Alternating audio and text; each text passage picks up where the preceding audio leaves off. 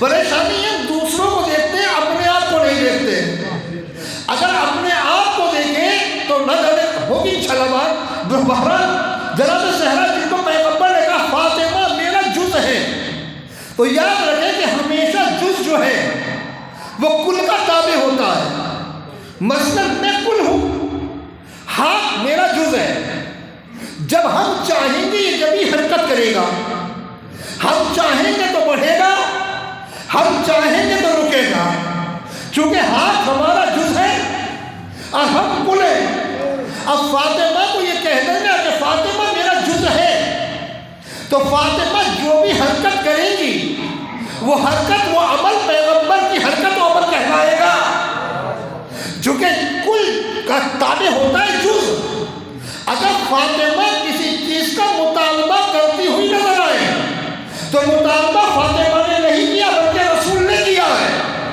اگر کوئی رسول سے، اگر فاطمہ سے وہ گواہ طلب کرتا ہے، حقیقت یہ ہے کہ اس نے فاطمہ سے گواہ طلب نہیں کیے ہیں، اس نے رسول سے گواہ طلب کیے ہیں۔ اگر کوئی رسول سے گواہ طلب کرتا ہے تو رسول کی گویا صداقت میں شک کرتا ہے، اگر رسول کی صداقت میں شک کرتا ہے وہ سب کچھ ہو سکتا ہے، مسلمان نہیں ہو سکتا۔ سلوات پڑھیں محمد رسول اللہ، سب کچھ ہوگا مگر وہ مسلمان نہیں ہو سکتا۔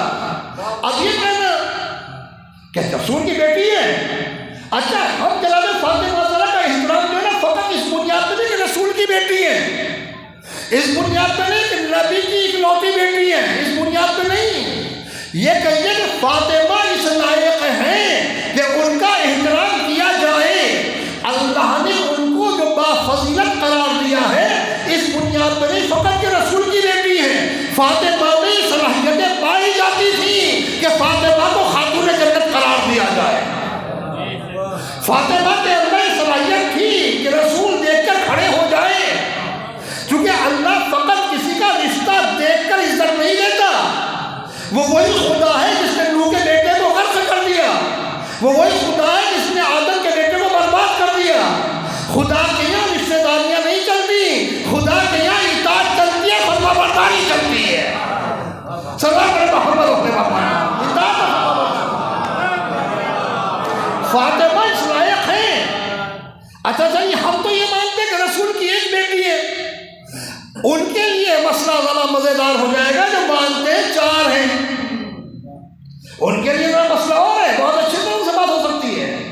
آپ کہتے ہیں کہ رسول دیکھ کر اس لیے کھڑے ہوتے تھے کہ رسول بتانا چاہتے تھے بیٹی کا یہ احترام ہے، تو بھائی تین اور بھی تو تھی، کوئی ضعیف روایت لا کر دکھاؤ نبی دیکھ کر کھڑے ہوئے ہوں، اگر کوئی ایک روایت دکھا دے ہم مسئلہ بدلنے کو بہت تیار ہیں کہ نبی جناب زینب کو دیکھ کر کھڑے ہوئے ہوں، حضرت رقیہ کو یا کلثوم کو دیکھ کر کھڑے ہوئے ہوں، فاطمہ کو دیکھ کر رسالت کا کھڑا ہونا بتا رہا ہے بیٹی کا احترام نہیں ہے، حکم خدا ہے، کیونکہ فاطمہ کار رسالت میں شریک ہے، بغیر اس کے پیغام رسالت ادھورا ہے۔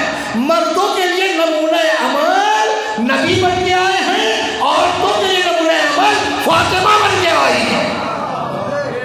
اس کا ایک چھوٹی سی مثال جوانوں کے لیے، بچوں کے لیے، بھائی نماز مردوں پر بھی واجب ہے، نماز عورتوں پر بھی واجب ہے، مگر ایک فرق ہے، اگر آپ ننگے سر نماز پڑھ رہے ہیں ہو جائے گی، بنیان پہن کے نماز پڑھ رہے ہیں ہو جائے گی، اور علماء موجود ہے کہہ دوں گا بنیان بھی اتارا ہوا ہے جب بھی ہو جائے گی۔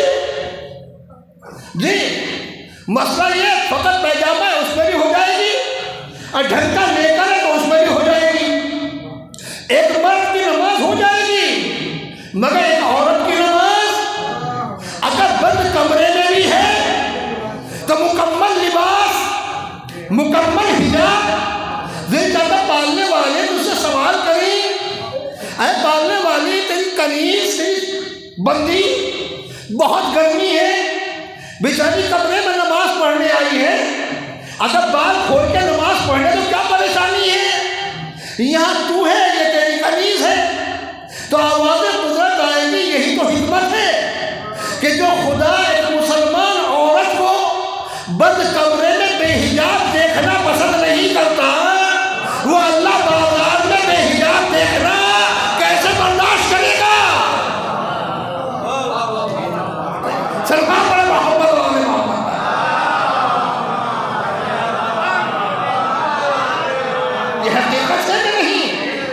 دیکھیں ذکر فاطمہ کچھ اور ہے، فکر فاطمہ کچھ اور ہے۔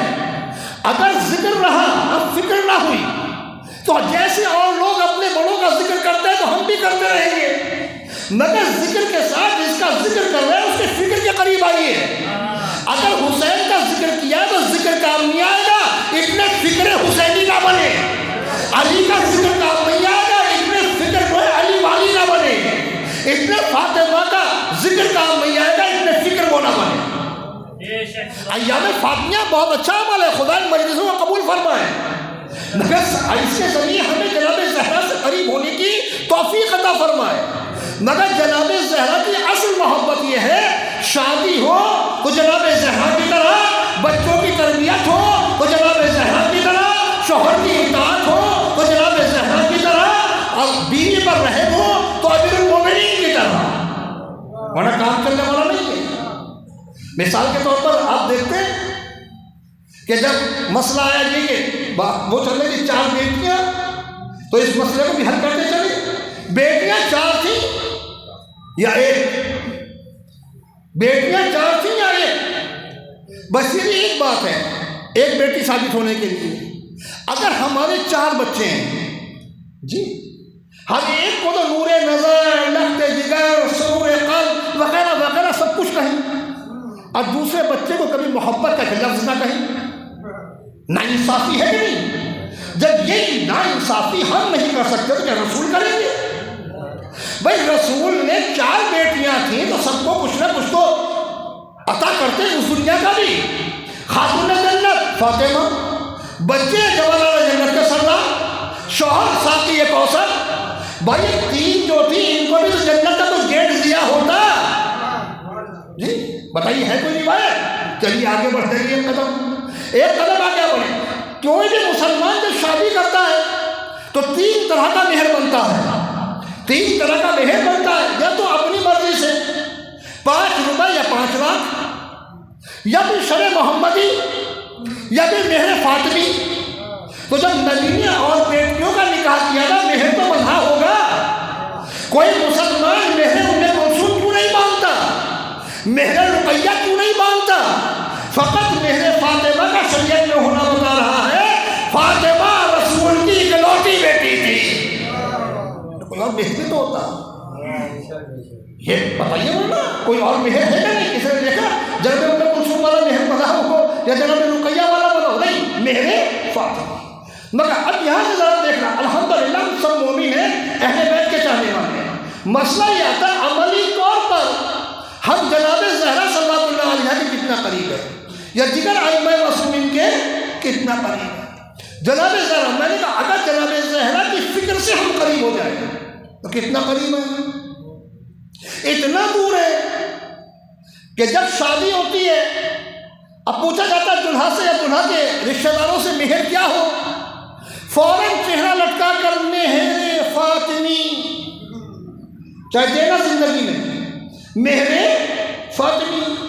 اور جب جہیز کا نام آتا ہے تو کہیں نہیں کہتا جہیز فاطمی، وہاں ابو سفیان والا مسئلہ یاد آ جاتا ہے، سب دے دو، اور جب سب کچھ دے دیا کیا دیا ہے؟ وہی تو دیا ہے جو سب دیتے ہیں۔ بہت سے لوگوں کا خیال ہے اگر نہیں دیں گے تو رشتہ داری کیسے قائم رہے گی؟ رشتہ داری مال کی بنیاد پہ قائم نہیں ہوتی، تقوی کی بنیاد پہ باقی رہتی ہے۔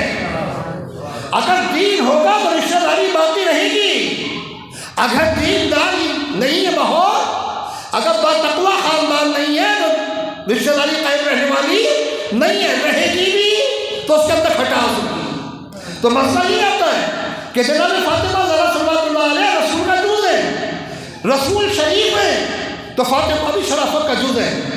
اگر رسول جو ہے کریم ہے تو فاطمہ بھی ان کے دریائے کرم کا جز ہے۔ اگر رسول صاحب علم ہے فاطمہ ان کے علم کا جز ہے، بلکہ یہ کہیے جیسے نبی ہے ایسی فاطمہ ہے۔ آپ کہیں کیسے ثابت ہو جائے گا؟ بہرحال گاؤں کے اندر آسانی ثابت ہو سکتا ہے۔ آپ دیکھیں ایک دریا ہے، دریا آگے جاری ہے، نبی صاحب آپ دریا میں ڈالیں تو ہاتھ پاک ہو جائے گا، دریا نجیس نہیں ہوگا۔ اس دریا سے ایک راج باہر نکلا، ہم نے نبی صاحب اس میں ڈالا قبلہ سے مسئلہ پوچھا کہ بتائیے ہاتھ پاک ہو گیا کہ ہو گیا، کہ کیا راج محل نجیس ہو گیا کہ نہیں ہوا؟ جناب کیوں نہیں ہوا؟ آپ نے نہر کے لیے ہوئے مسئلہ بتایا اور راج محل کے لیے ہوا مسئلہ بتا دیا۔ کہ یہ نہ دیکھ کے راج محل چھوٹا ہے، یہ دیکھ راج محل کا اتصال کا حصہ ہے کیونکہ نہر سے جڑا ہوا ہے۔ اب اس راج محل سے جو کھیت میں نہری آئی، ہم نے اپنا نجاسات اس کے اندر غوطہ کے ڈالا کہ حضور اب کیا حکم ہے؟ کہ پانی بھی پاک ہے اور تمہارا ہاتھ بھی پاک ہو گیا۔ کہ حضور یہ تو بہت چھوٹی نالی ہے، کہیں یہ نہ دیکھ چھوٹی ہے یا بڑی ہے، یہ دیکھ ملی ہوئی کس سے ہے؟ تو یہ نہ دیکھو کہ فاطمہ ایک عورت ہے، یہ دیکھو فاطمہ کا اتصال کس سے ہے؟ یہ شریک کار رسالت بھی ہے، شریک کار امامت بھی ہے۔ سلوہ پڑے محمد والے محمد سب کے شریک۔ فاطمہ وہ بی بی جس کے لیے روایت بھی ملتی ہے کہ فاطمہ خاتون کامل ہے، چونکہ عورت ناقص العقل بھی ہوتی ہے اور ناقص العباد بھی۔ ناقص العقل عقل اس کی ناقص ہوتی ہے، ناقص العباد اس کی عبادت بھی پوری نہیں ہوتی، مگر جناب زہرا کو یہ فضیلت حاصل ہے کہ نہ وہ ناقص العقل ہے نہ ناقص العباد ہے، ان کے پاس کوئی ایسی گندگی نہیں ہے جو عام عورتوں کے پاس ہوتی ہے، نمازیں بھی پوری ہیں، روزے بھی پورے ہیں، نمازیں بھی پوری اور روزے بھی پورے۔ یہاں سے بات کرتی فکر فاطمہ کے قریب ہونا۔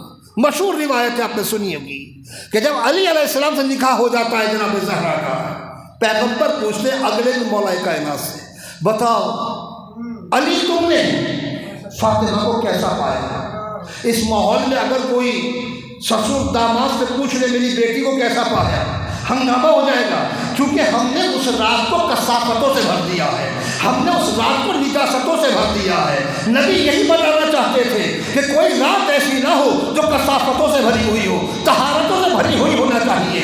قربان جان اس پوچھنے والے پر اور قربان اس سے جس سے پوچھا گیا، علی بتاؤ میری بیٹی کو کیسا پایا؟ کہ عبادت خدا میں بہترین مددگار پایا، عبادت خدا میں بہترین مددگار پایا۔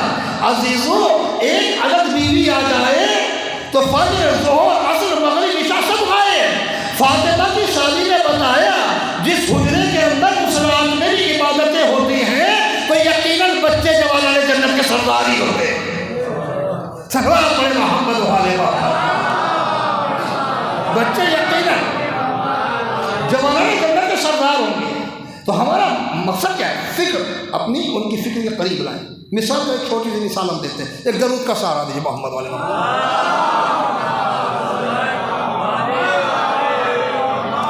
ہم جو بھی عمل کرتے نا اللہ کے قریب ہونے کے لیے کرتے نا، قربۃ اللہ، اس کا مطلب کیا ہے؟ اللہ کے قریب ہونے کے لیے۔ نماز پڑھتا ہوں ظہر کی قربۃ اللہ، عصر کی 4 رکعت قربۃ اللہ، مغرب کی نماز قربۃ اللہ، حج قربۃ اللہ، مجلس قربۃ اللہ، ماتم قربۃ اللہ، رسومات اعضاء قربۃ اللہ۔ تو بتائیے اللہ کے کتنے قریب ہوئے؟ بس سالوں ہو گئے کہتے کہتے قربۃ اللہ قربۃ اللہ قربۃ اللہ، اللہ کے قریب اللہ کے قریب اللہ کے قریب۔ اس قرب کا کوئی اثر تو دکھائی دے نا، کیونکہ بات ہم طلب کریں گے مگر ہوں گے ذمہ دار اپنے کے لفظ کے، بھائی اس کا قربت کا کوئی اثر تو دکھائی دے نا۔ معاشرے کرنا مثال کے طور پر اس شیشے میں گلاب ڈال دیا، عطر ڈال دیجیے، عطر کو نکال دیجیے، اس کے بعد اسے اچھی طرح پوچھ دیجیے، خوشبو جائے گی کیا؟ خوشبو باقی رہے گی۔ خوشبو کی بقا بتا رہی ہے کہ یہ عطر سے قریب ہوئی ہے۔ اگر ہم عبادتوں کے ذریعے اللہ سے قریب ہوئے ہیں تو اللہ تو کریم ہے کہ ہم نے کرم پایا جاتا ہے، اللہ تو ستار ہے کہ ہم عیب چھپاتے ہیں، اللہ تو غفار ہے کہ ہم آپس میں دوسرے گناہوں کو بخشتے ہیں۔ اگر ہم فطری طور پر اہل بیت سے قریب ہو جاتے، نہ مجلسوں پر جھگڑا ہوتا، نہ جلوس پر جھگڑا ہوتا، نہ ٹائم پر جھگڑا ہوتا، نہ قوم میں کوئی مقدمہ ہوتا، نہ ذاکروں کا جھگڑا ہوتا، سب سر سے سر ملا کر امام زمانہ کی آواز میں لبیک کہہ رہے ہوتے۔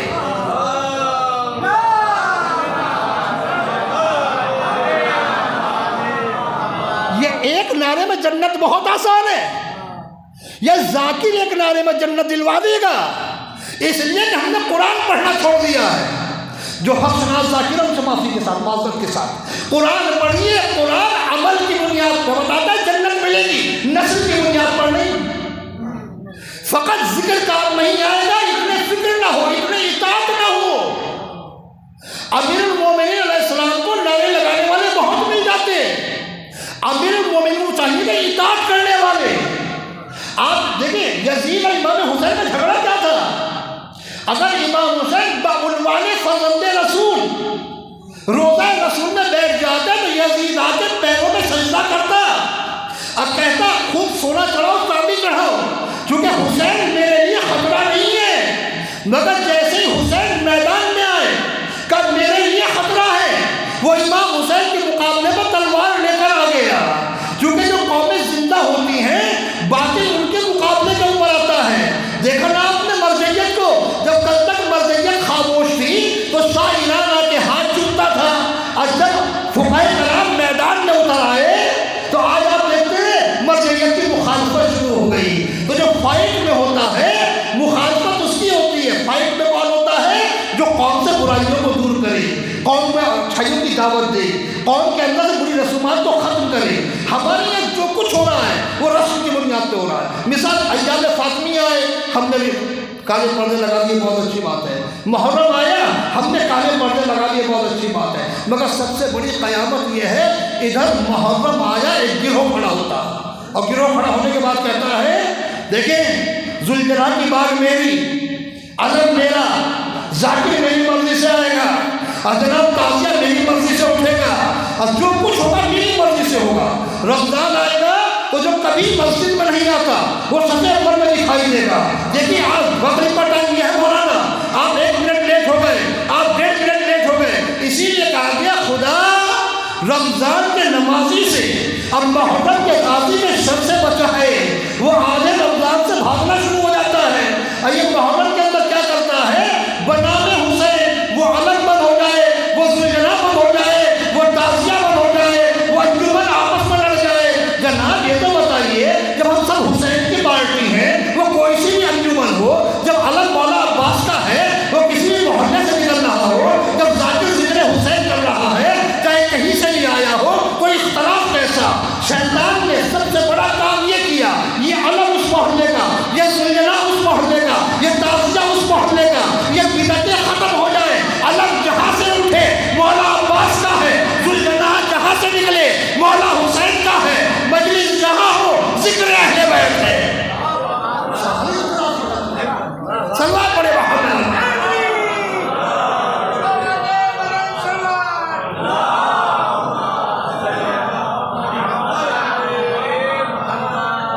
بتائیے حقیقت ہے کہ نہیں؟ کیا اس لیے قربانی دی گئی تھی؟ کیا اسی لیے اتنا پیسہ خرچ ہوتا ہے؟ جتنا خدا نے ہمیں ذکر خیر سے نوازا ہے اتنا کسی قوم کو نہیں نوازا۔ اللہ کا لاکھ لاکھ شکر ہے ذکر آل محمد ہمارے حصے میں آیا، اللہ کا لاکھ لاکھ شکر ہے عزاداری ہمارے حصے میں آئی۔ شکر خدا کہ اللہ نے توفیق دی، ایسے ماں باپ کے یہاں پیدا کیا جنہوں نے اس فرش تک پہنچا دیا، اب پھر بھی اس فرش سے فائدہ نہ اٹھائیں۔ اچھا کتنا فائدہ اٹھایا ہے؟ معذرت کے ساتھ بیان کر دیتا ہوں، مجھے پتہ نہیں کوئی بات میں بلائے کہ نہ بلائے، مجھے وہ کہنا جس سے میرے وقت کا امام راضی ہو، مجھے حساب اپنے گھنٹوں کا اپنے منٹوں کا اسے دینا جو اس منبر کا وارث ہے، اس کو دینا۔ کتنا کامیاب ہوئے ہم؟ وضو خانے پر ایک کیمرہ لگا دینا، اور جو وضو کریں قبلہ کو دکھا دیجیے گا کہ حضور توضیح میں جو طریقہ وضو ہے کیا یہ اس حساب سے وضو ٹھیک ہے؟ پھر پتہ چلے گا کتنے لوگ کامیاب ہوئے۔ اچھا وضو بڑی ہے یا غسل؟ جب وضو خانے میں فیل ہو گئے تو غسل خانے کا عالم کیا ہوگا؟ جب وضو ٹھیک ہے نا غسل ٹھیک ہے، بتائیے عبادتوں کا کیا ہوگا؟ عزاداری جہاں ہمیں ماتم کی طرف دعوت دیتی ہے، ماں اس کی بھی دعوت دیتی ہے وضو کرنا سیکھو، غسل کرنا سیکھو۔ عزاداری ہمیں ایک اچھا صحت مند معاشرہ دیتی ہے، ایام فاطمیہ ہیں، ایام فاطمیہ سبق کیا لینا ہے؟ حدیث قصہ پڑھتے ہیں نا، اچھا پریشانی اور بھی ہو گئی، ہم لوگوں کی غلطیاں آپ کی نہیں، ہم بھی ایک قدم پیچھے ہٹنے کو تیار نہیں۔ مثلا وہ آتی ہے آواز شبہ قدر میں، یہ بچے کہتے ہیں مولانا شارٹ کٹ، ارے تمہیں دین کا پتہ نہیں شارٹ کٹ؟ ارے بھائی جب یہ بیچارے عربی جانتے ہی نہیں، یہ عربی پڑھنے کو تیار نہیں، ہم بھی ایک قدم پیچھے ہٹنے کو تیار نہیں۔ ہم بیٹھ کر شب قدر میں بے کا یا اللہ ہوں، بے کا یا اللہ ہوں، بے کا یا اللہ، ان بچوں کو کیا پتا بے کا یا اللہ کیا ہے، بے محمد کیا ہے، بے علیم کیا ہے۔ ہم بیٹھ گئے شب جمعہ، اللہم انی اسألک بحق حاضر دعا، یا اللہم انی اسألک التی وسعت کل شیء، دعائیں کو میں دے کر، اب ان بچوں کو نہ اللہم کا پتا، نہ انی کا پتا، نہ اسألک کا پتا۔ اگر ان کی زبان میں ان کو بتا دے کہ اس کا مطلب یہ ہے تو ان کے کڑپ کے تار اللہ کی رضا سے مل جائیں گے۔ اس لیے امام خمینی کہتے ہیں دعاؤں کو اپنی زبان میں پڑھو، جو پتہ چلے کیا مانگ رہے ہو، کس سے مانگ رہے ہو، کس سے کلام کر رہے ہو، کیا ہے اپنی زبان میں پڑھیں، قرآن کو اپنی زبان میں پڑھیں، دعا کو اپنی زبان میں پڑھیں، صحیفہ کاملہ کو اپنی زبان میں پڑھیں، تو اس سے تڑپ پیدا ہوگی، اور جب تڑپ پیدا ہوگی مسجد کے اندر دل لگے گا۔ پریشانی کیا ہے؟ بچوں کا دل کیوں نہیں لگتا؟ ایک سلوات پڑھی محمد والے محمد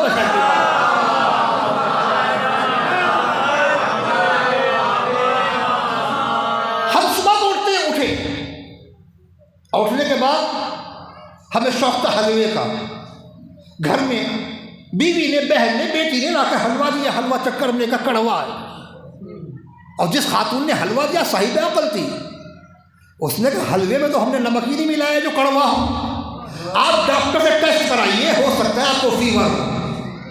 ہم ڈاکٹر کے پاس گئے، انہوں نے کہا نہیں جناب حلوہ تو میٹھا ہی ہے، آپ کو بخار ہے۔ تو ہم نے کہا بخار کا حلوے کا کیا تعلق؟ کڑوے کا، کھٹے کا، میٹھے کا یا کڑوے کا زبان پر کانٹے ہوتے ہیں جو یہ پتہ بتاتے ہیں کیا چیز کڑوی ہے، کیا چیز میٹھی ہے۔ بخار سے متاثر ہو گئے ہیں، آپ یہ ٹیبلٹ استعمال کریں، کانٹے ٹھیک ہو جائیں گے زبان کے۔ اب جو ٹیبلٹ کھائی تو حلوہ میٹھا لگنے لگا۔ بھائی یہی معاملہ کہ انسان دو چیزوں سے مل کے بنا ہے، ایک کا نام ہے بدن، ایک کا نام ہے روح۔ جب بدن کو بخار ہوتا ہے تو حلوہ کڑوا لگتا ہے، اور جب روح کو بخار ہوتا ہے دعائیں کمیل میں دل نہیں لگتا، دعائیں مشہور میں دل نہیں لگتا، مجلس میں دل نہیں لگتا، اچھی گفتگو میں دل نہیں لگتا، حدیث قصہ میں دل نہیں لگتا، علماء کے پاس دل نہیں لگتا، پھر دل کاہے میں لگتا ہے؟ فساد کرانے میں، جھگڑا کرانے میں، جی دو بھائیوں کو آپس میں لڑانے میں۔ تو جیسے ٹیبلٹ کھائی تھی بدن کے لیے، ایسے استغفار کی ٹیبلٹ کھاؤ جس سے روح کا بخار دور ہو جائے۔ استغفار پڑے محمد والے محمد کہ روح کا بخار جائے۔ جناب زہرا کے ایام چل رہے ہیں، حضرت فاطمہ زہرا کے قریب ہونے کا طریقہ یہ کہ متقی بن جائے، پرہیزگار بن جائے۔ اچھا متقی کب بنیں گے؟ بزرگوں سے، معذرت کے ساتھ اپنے بچوں سے، اس سینے کو پہلے صاف کرنا ہوگا۔ یہ سینہ جو ہے نا، کہاں سے بات شروع ہوتی ہے؟ میں بیٹھا ہوں، یہ مولانا میرے خلاف میرے بعد مجلس پڑھیں گے، یہاں سے شیطان کی پیروی شروع ہو گئی، یہ میرے خلاف کوئی پلان کر رہے ہوں گے، یہ اسی لیے یہاں پر آئے ہیں کہ سنوں کہ یہ کیا پڑھ رہے ہیں، رات کو اس کا پلٹ یا کل کو اس کا، یہ کیا ہے؟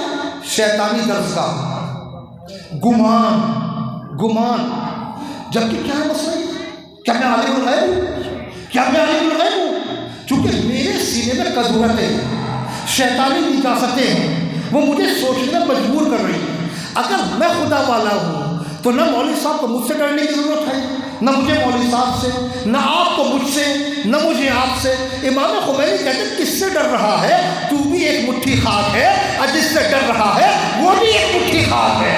خاک کو کیا نقصان پہنچائے گی؟ نفع نقصان اللہ کے ہاتھ میں ہے۔ اللہ سے ڈر، یہ اہل بیت نے سکھایا۔ اللہ سے کہتے ہیں یہ سینہ پاک کیسے؟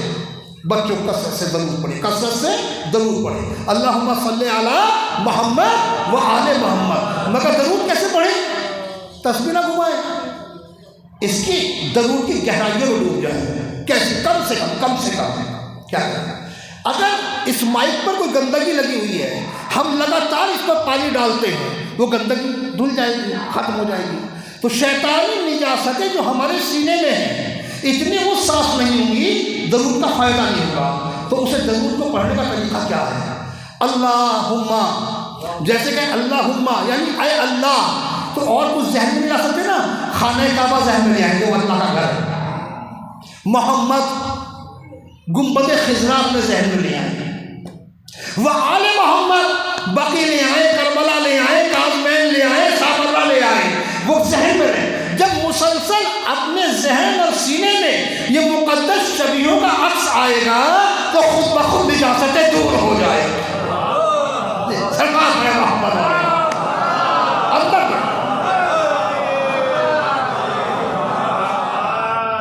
جی انسان کا درود پڑے گا، اس طرح درود پڑے گا۔ استغفار کیا ہمیں بتا دیں، روز جمعہ ہے اب وقت استغفار بھی ہے، اور جناب فاطمہ زہرا صلی اللہ علیہ اس وقت دعائیں کیا کرتی تھی، اپنی دعا کو روک کے رکھتی تھی، کہتی تھی آخری وقت جو ہے جمعے کا اس میں دعائیں قبول ہوتی ہیں۔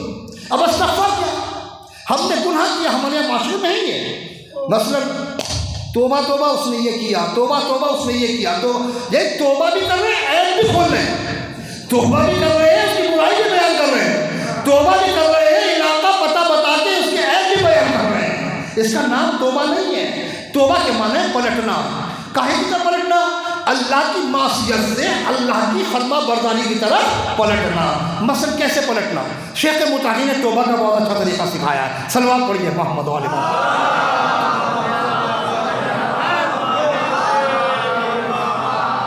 توبہ کیسے کریں؟ ایک استغفار ہمارے گناہوں کو معاف کرا دے گی، ایک استغفار، 70 کی بھی ضرورت نہیں، ایک، مگر کیسی ہو؟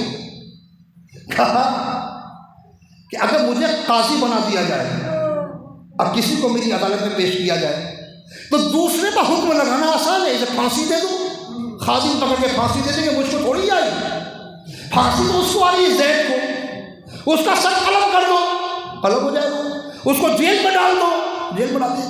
مگر استغفار وہ میدان ہے جہاں میں خود پہ قاضی ہوتا ہوں، یعنی اپنے اوپر حاکم خود ہوتا ہوں اور اپنے آپ کو سزا سناتا ہوں۔ وہ سزا کیا ہوتی ہے؟ رات کے اندھیرے میں اٹھو، اپنے گناہوں کو یاد کرو، اے اللہ میں ہی وہ ہوں جس نے یہ جرم کیا، اے اللہ میں ہی وہ ہوں جو چھپ چھپ کے یہ گناہ کرتا تھا، اے اللہ میں ہی وہ ہوں۔ اس کے بعد کیا ہوا؟ میرے اندر میرے خلاف ایک سوزش پیدا ہوگی، ایک جلن پیدا ہوگی، ایک نفرت پیدا ہوگی، میں اتنا برا انسان ہوں، اب میرے پاس کوئی چارہ کار تو ہے نہیں، کیا کروں؟ اندر سے ایک آواز نکلے گی، استغفر اللہ۔ امام صادق فرماتے ہیں ابھی تیرے ذہن میں استغفار کا خیال آئے گا، زبان سے استغفر اللہ بھی نہیں نکلے گا کہ اللہ تیرے گناہوں کو معاف کر دے گا۔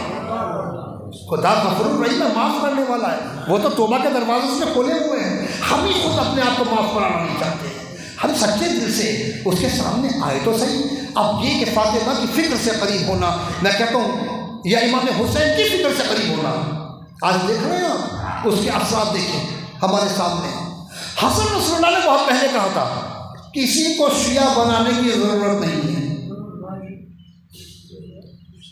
وہ بنے گا جس کی قسمت میں ہوگا۔ اچھا میں ایک جملہ اور کہتا ہوں معذرت کے ساتھ، غیروں کو شیعہ بنانے کی ضرورت نہیں ہے، پہلے شیعوں کو شیعہ بنا دو۔ غیروں کو شیعہ بنانے کی ضرورت نہیں ہے، پہلے شیعوں کو شیعہ بنا دو۔ حسن رسول اللہ کہتے ہیں تم ایسا ماحول پیدا کرو، گھر وہابی کا ہو پرچم حسین کا ہو، ایسا ماحول پیدا کرو۔ وہ ہو گیا۔ وہ جو فلسطینی آج کھڑے ہوئے ہیں ان کا تعلق تو اس قوم سے ہے، جو بھی تخت خلافت میں بیٹھ جائے اس کی اطاعت کرو۔ آج بغاوت کیوں؟ یہ بغاوت بتا رہی ہے کہ گھر وہابی کا ہے مگر فکر حسین سے قریب ہو گیا ہے وہابی، جو کہ یہ اعلان تو حسین کا ہے کہ ظالم کے مقابلے پر کھڑے ہو جاؤ۔ یہ اعلان تو امام حسین کا ہے کہ ظالم کے مقابلے پر کھڑے ہو جاؤ۔ آج آپ نے دیکھا مرکزیت نے کیا کمال کر کے دکھایا ہے۔ آج ہم تو آپس میں لڑ رہے ہیں، اس نے اسے یہ کہہ دیا، اس نے اسے یہ کہہ دیا۔ آپ دیکھیں مفتی ہمدرد پاکستان سے زندہ فضائل آل محمد پورا یوٹیوب چل رہا ہے، جناب مولانا جمیل فلاں یہ سب لوگ کام کر رہے ہیں، بھائی کہاں ذکر ہے؟ یہ مرضیتی کا کرشمہ ہے کہ آج انہیں ذاکر بنا کر بٹھا دیا۔ اب تم بتاؤ کتابوں کے اندر کیا کیا لکھا ہوا ہے؟ اب مفتی ہمدرد بتاتے ہیں جناب فاطمہ کے دروازے میں دھمکی دینے کون گیا تھا۔ اب مفتی ہمدرد بتاتے ہیں اس روایت کی سندی حیثیت کیا ہے۔ اب ہم سے نہ پوچھو، اب وہ بتائیں گے۔ اور عزیزوں یقیناً اگر اس مرضیت کو ہم سمجھیں کہ یہ کیا ہے، آج آپ خود دیکھیں، یہ جوانوں کے لیے پیغام ہے۔ جب بیچ میں بابا جی سلوات کا سہارا میں ذہن میں اچانک آ گیا،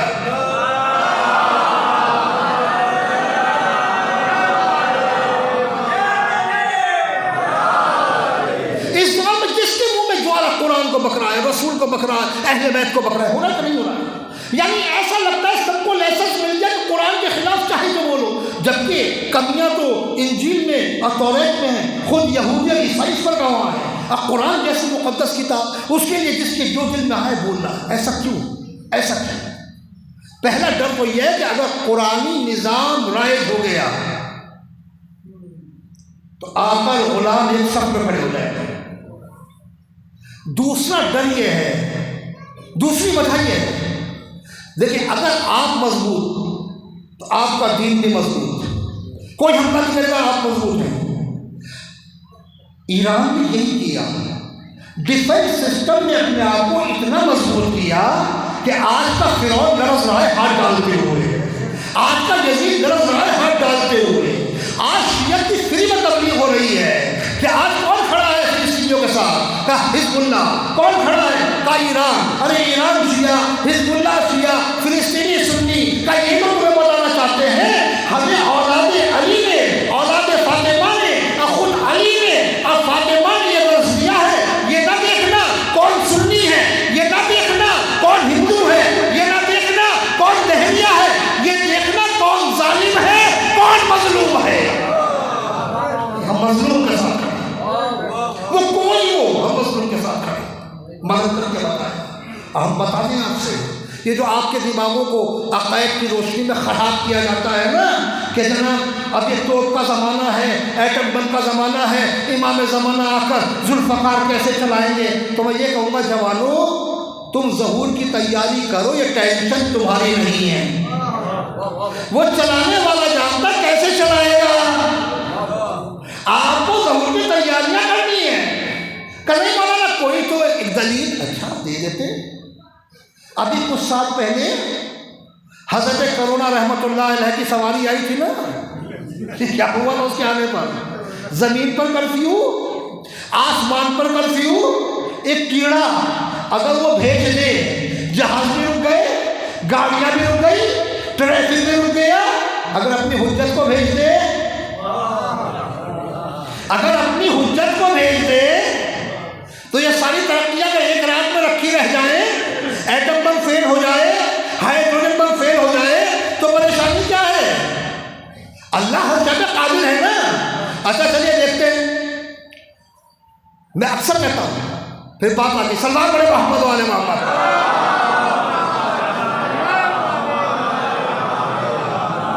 میں نے کہتا ہوں ذکر کے ذریعے فکر کے قریب ہو جائیے، یا ایام فاطمیہ فکر کے قریب اللہ ہم بھی اٹھاتے ہیں۔ پہلے یاد رکھیں ہمارے یہاں رسموں کی کوئی گنجائش نہیں ہے، رسم اسلام میں نہیں ہے۔ ہمارے یہاں جتنی جنہیں رسومات کہا جاتا ہے یہ انقلاب ہے، علم رسم نہیں انقلاب ہے، ذوالجلال رسم نہیں انقلاب ہے، تعزیہ رسم نہیں ہے انقلاب ہے۔ اور یقیناً جو انسان ان کے خلاف آپ کو بھڑکا رہا ہے وہ یقیناً دشمن کا اعلی کار ہے۔ یہ سب چیزیں اپنی جگہ مگر فکر کے ساتھ، فکر کے ساتھ۔ مثلا چھوٹی سی ایک مثال بات ہے، جب قاسم سلیمانی کی شہادت ہوئی، آپ کسی حوالے کی محتاج نہیں یہ بات، مسجد جمکران پر ایک چھوٹا سا علم لگا دیا کس نے؟ ایرانیوں نے، اور اس پر کس کا نام لکھا ہوا تھا؟ لال علم پر امام حسین علیہ السلام کا۔ تو دنیا کا میڈیا چیخ اٹھا کہ دیکھو اب کچھ ہونے والا ہے، کیونکہ مسجد میں حسین صاحب کا پرچم لگ گیا، اب کچھ ہوگا، حسین صاحب کا پرچم لگا ہے۔ ایک فرزند حسین جس کا نام خامنئی ہے، جہاد راہ خدا میں جس کا ایک ہاتھ کام آیا ہوا ہے، جناب فاطمہ کا بیٹا غیر معصوم، اپنے جیسے فقہ سے پڑھ کے فقی بن گیا ہے، فجر کی نماز پڑھتے ہیں اور آنے کے بعد اپنے ہاتھ سے میزائل کو فائر کرتے ہیں۔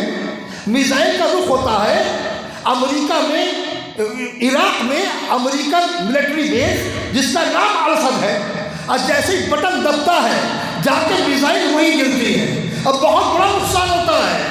عزیزوں، اگر فاطمہ کا وہ بیٹا جو غیر معصوم ہے، جس کا ایک ہاتھ کام بھی نہیں کرتا، اگر وہ میزائل کو فائر کرے تو جا کے وہی گرتا ہے اور اسد کے اوپر، تو جب وہ بیٹا آئے گا جو معصوم بھی ہے، ید اللہ بھی ہے، عین اللہ بھی ہے، سیف اللہ بھی ہے، اس کا مقابلہ کیا ہوگا؟ اس مرجعیت کے ذریعے اصل امامت تک پہنچا جاتا ہے۔ اس مرجعیت جب یہ ایسے ہیں تو وہ کیسے ہیں؟ تو ہم نے کہا علم اٹھائیں مگر فکر کے ساتھ۔ ہم نے کہا ضد کی تم 12 فٹ کا علم اٹھاؤ گے، ہم 13 کا اٹھائیں گے۔ بالکل اٹھائیے، 13 کا نہیں 72 کا اٹھائیے، کوئی جھگڑا نہیں ہے، 72 فٹ کا علم اٹھائیے، مگر جتنا علم بلند ہو اتنا کردار بھی بلند ہونا چاہیے۔ یہ سلوات پڑھے محمد اللہ۔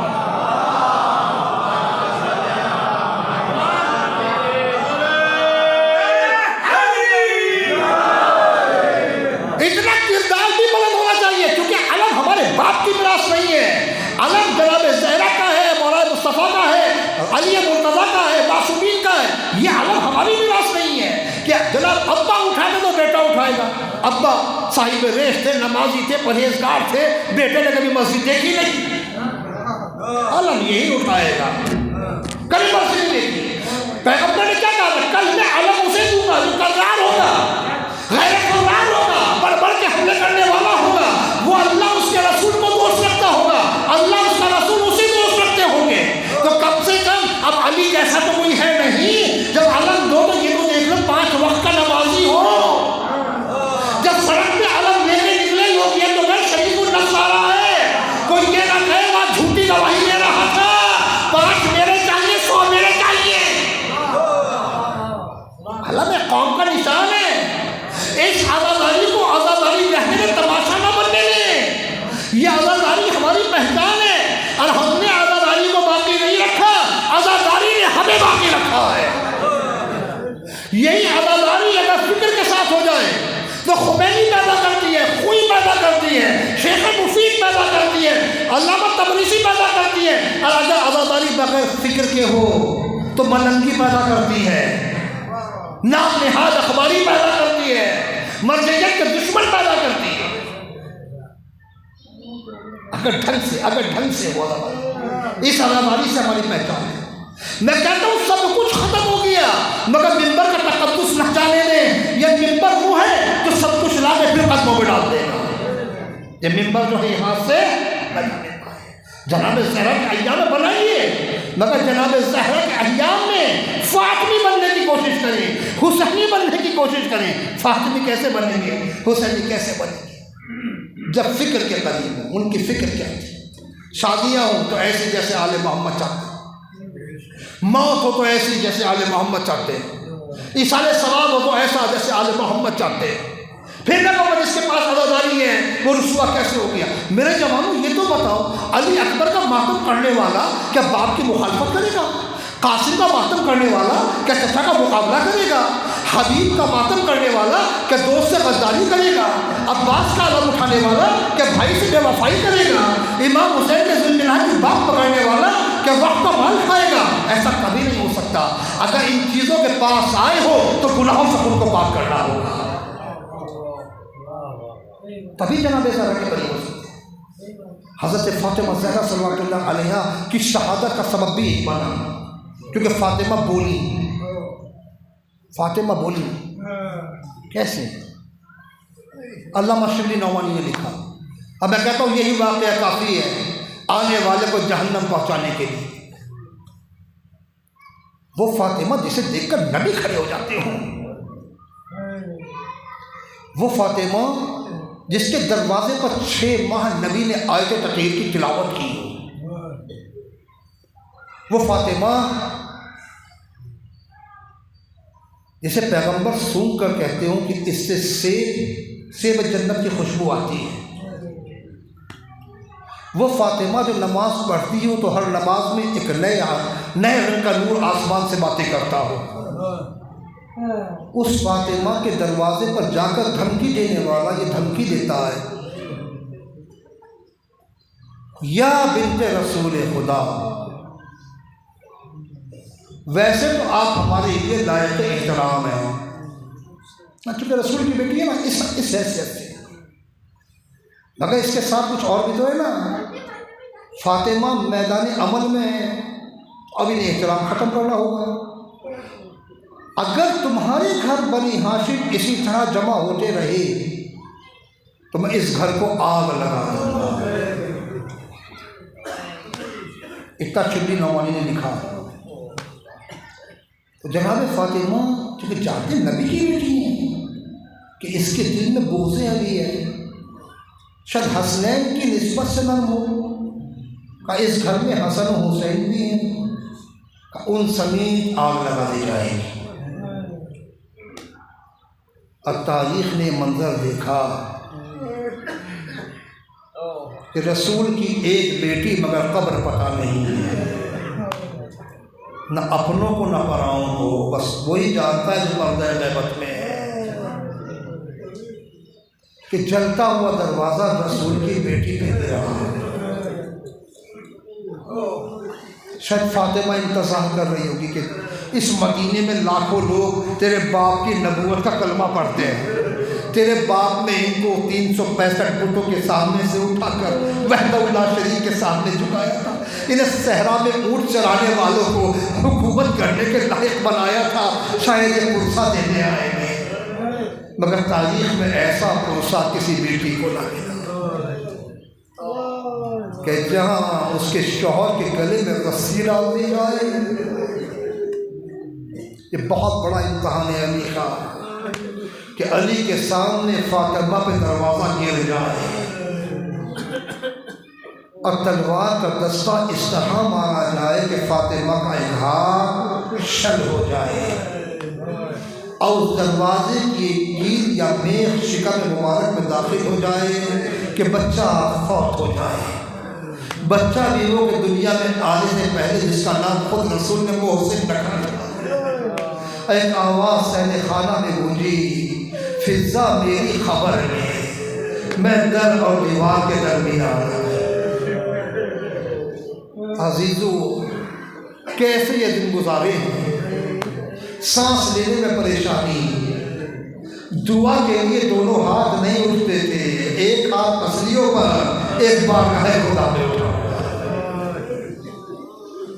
3 جماعت الثانی ظہر کا وقت داخل ہوا چاہتا ہے. علی مسجد نبوی میں ہیں، حسنین قبر نبی پر ہیں. اسماء بنت امیس کو بلاتی ہیں، کہتی ہیں اسماء در خیمہ پہ بیٹھ جاؤ. اتنے تسبیح کی آواز آتی رہے سمجھنا فاطمہ موجود ہے، جب آواز منقطع ہو جائے سمجھنا فاطمہ دنیا میں نہیں ہے. یہ وہ بیٹی ہے رسول کی جسے تنہا بھی نہیں رونے دیا گیا. آگے کہا جاتا تھا آپ کے رونے سے اذیت ہوتی ہے، رونے کا کوئی وقت بنا لو. اگر بقی میں بھی جا کے کسی پیڑ کے نیچے روئے نا تو پیڑ بھی کاٹ دیا گیا. یہ وہ فاطمہ ہے کہ جب ٹوٹی ہوئی پسلیاں حجرے میں داخل ہوئی، اسماء کو دروازے پر بٹھایا. اسماء کہتی ہے اندر سے آواز آئی سبحان اللہ والحمد للہ ولا الہ الا اللہ واللہ اکبر، کہ اچانک آواز آنا بند ہوئی. اسماء حجرے میں داخل ہوئی، دیکھا کہ باپ پہ گریہ کرنے والی فاطمہ قیامت تک کے لیے خاموش ہو گئی ہے.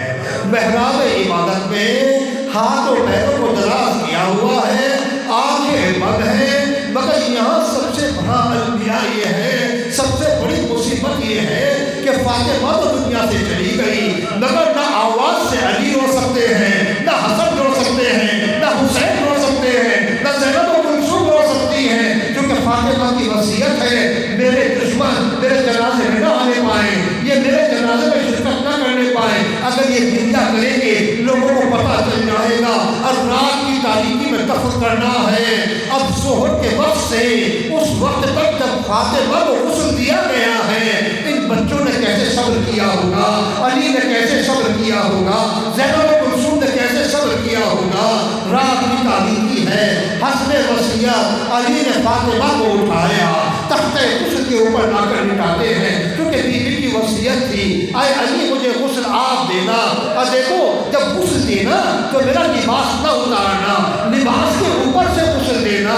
علی جیسا بہادر غسل دیتے دیتے قدرے آواز بلند ہوئی، سلمان کے کانوں میں گئی، کہا مولا ارے آپ تو خود اپنے اوپر قابو کیے ہوئے تھے، مگر آپ کی آواز اتنا تو بلند ہوئی ہمارے کانوں تک آئی ہے مولا۔ مولا سبق کیا تھا کہ نہ بھول، جب میں غسل دیتا دیتا لباس کے اوپر سے پسلیوں تک پہنچا تو فاطمہ کی ٹوٹی ہوئی پسلیاں میرے ہاتھوں سے پس ہو گئی، ارے مجھ سے برداشت نہ ہو سکا، میری آواز بلند ہو گئی، بچے رخصت ہو رہے ہیں، حسن آئے سلام کیا، مگر امام حسین کے لیے آپ نے سنا ہوگا آگے کہتے اتنے اما خود نہیں بلائیں گی، ہم آگے نہیں بڑھیں گے کہ بندے کفن ٹوٹے، ہاتھ باہر نکلے، میرے یہاں میرے سینے سے لگ گیا، حسین باقی سینے سے لگ گئے، کلثوم آئی رخصت ہو گئی، مگر روایت میں ملتا ہے کہ زینب کے اندر یہ عجیب و غریب حیا تھی کہ ماں کے سامنے بھی نہیں آتی تھی، باپ کے سامنے نہیں آتی تھی، کہ عباس الزہا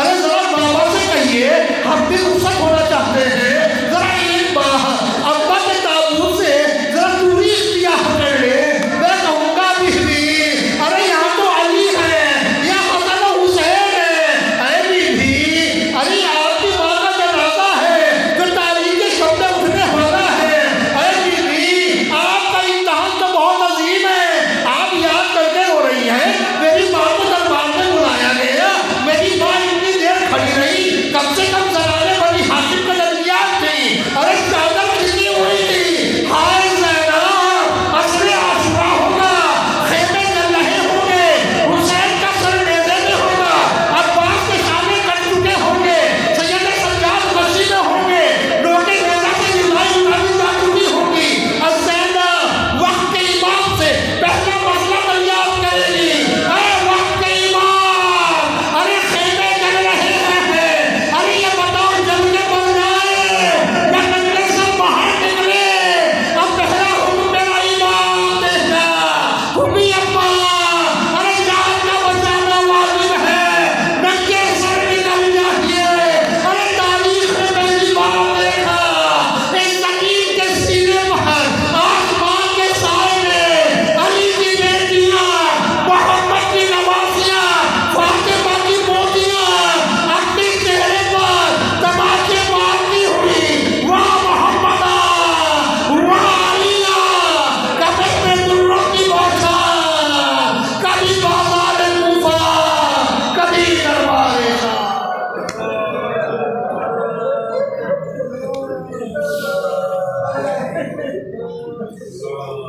یا اللہ یا اللہ یا اللہ یا اللہ یا اللہ یا اللہ یا اللہ یا اللہ، پالنے والے ہماری قلیل صبح کا قبول فرما، پالنے والے ایام فاطمیہ ہیں، الہی تمام ذاکرین علماء کرام مومنین جو شرکت کر رہے ہیں اس شرکت کو اس خدمت کو قبول فرما، پالنے والے تجھے محمد والے محمد کا واسطہ ہماری شخص سے اختلافات کو دور فرما، تجھے محمد والے محمد کا واسطہ جہاں جہاں مومنین مومنات آباد ہیں سب کی جان کی مال کی عزت و آبرو کی حفاظت فرما، الہی روز جمعہ ہے آخری ساعت ہے، بحق شکستہ پہلو جناب زہرا صلوات اللہ علیہ ہماری بیٹیوں کو کنیز فاطمہ بنا دے، پالنے والے ہمارے جوانوں کو غلام علی اکبر بنا دے، پالنے والے جو محمد والے محمد کا واسطہ ہمارے دوستوں کو غلام حبیب ابن مظاہر بنا دے، پالنے والے جو محمد و آل محمد کا واسطہ ہمارے بیماروں کو شفاء علی عطا فرما، ہمارے مرحومین کی مغفرت فرما، پرچم اسلام کو سر بلند فرما، جب پالنے والے جو محمد والے محمد کا واسطہ حزب اللہ کو غلبہ عطا فرما،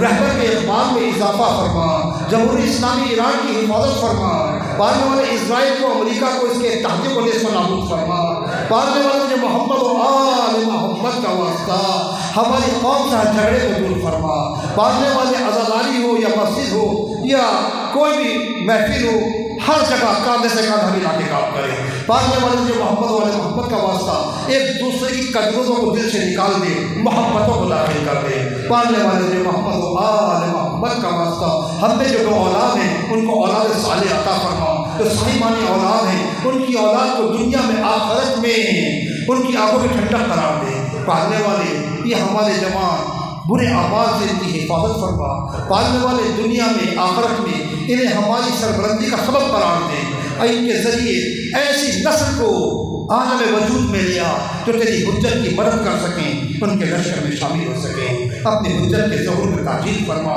ہم شمار فرما۔